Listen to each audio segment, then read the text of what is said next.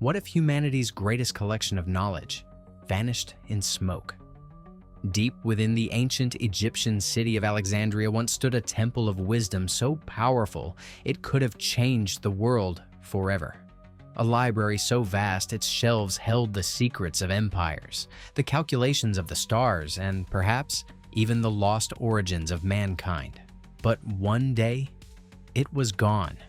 No alarms, no grand announcement, just ash and silence. Was it war? Was it religion? Was it fear of what those scrolls contained? Today, we unravel one of history's greatest mysteries. What really happened to the Library of Alexandria? And more importantly, what was taken from us along with it? This is Voxorium, and you're about to enter a forgotten age of science, power, and fire. It all began in the 3rd century BCE, under the rule of Ptolemy I, a former general of Alexander the Great. The city of Alexandria was transformed into a beacon of light for the ancient world. The library was more than just a building.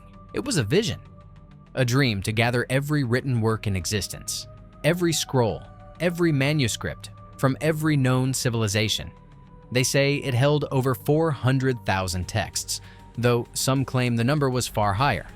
Mathematics from the Babylonians, astronomy from the Persians, medical knowledge from India, philosophical debates from Greece, and the earliest theories of science that would not resurface again for over 1,000 years. Scholars from across the known world traveled there to study, debate, and translate texts into Greek. The very idea of a global intellect was born there, long before the internet, long before the modern university. But with every powerful idea comes fear. And the more knowledge Alexandria preserved, the more dangerous it became to those who sought to control the truth. Fast forward to 48 BCE. Julius Caesar arrives in Alexandria, caught in the political storm of a civil war between Cleopatra and her brother Ptolemy XIII. During intense fighting near the harbor, Caesar orders his men to burn the enemy fleet, but the fire spreads uncontrollably. The flames reach the docks, then the warehouses, and possibly the library. Some historians believe this was the moment when the scrolls, thousands of them, turned to ash. But here's the twist. We're not even sure if it was the main library that burned. Some argue that it was a smaller collection, a satellite archive near the port.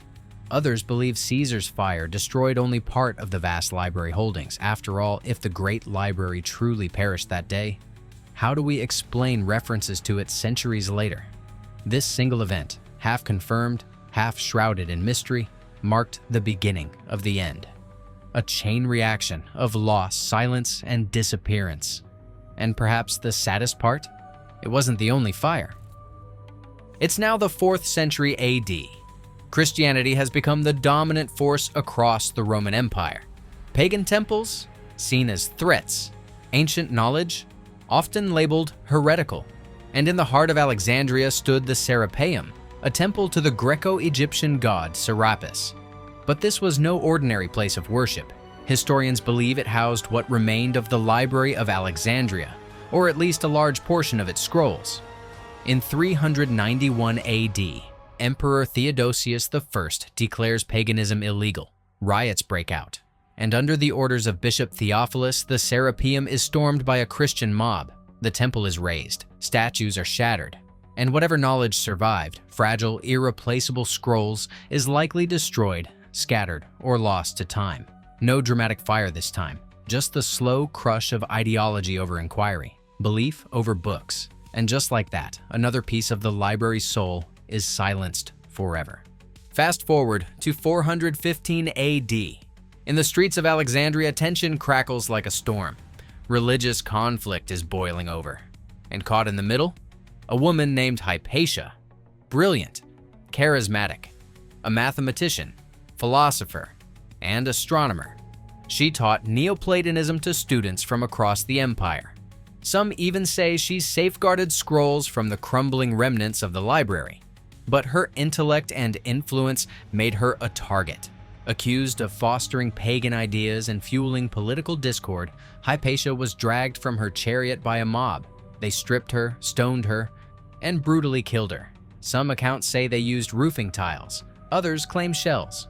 Her death wasn't just a murder. It was a message a message that the age of reason was being replaced by the age of control.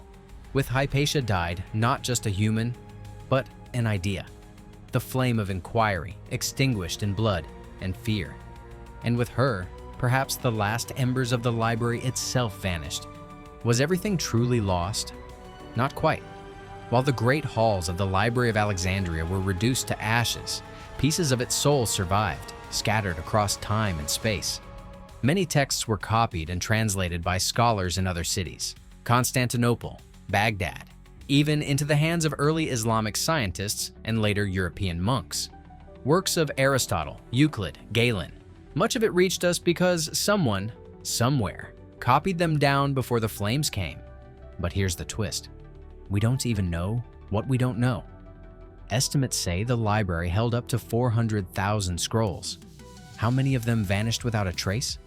How many discoveries lost forever? Imagine ancient blueprints for machines, lost philosophies, forgotten medicines. We live in the shadow of what Alexandria might have been.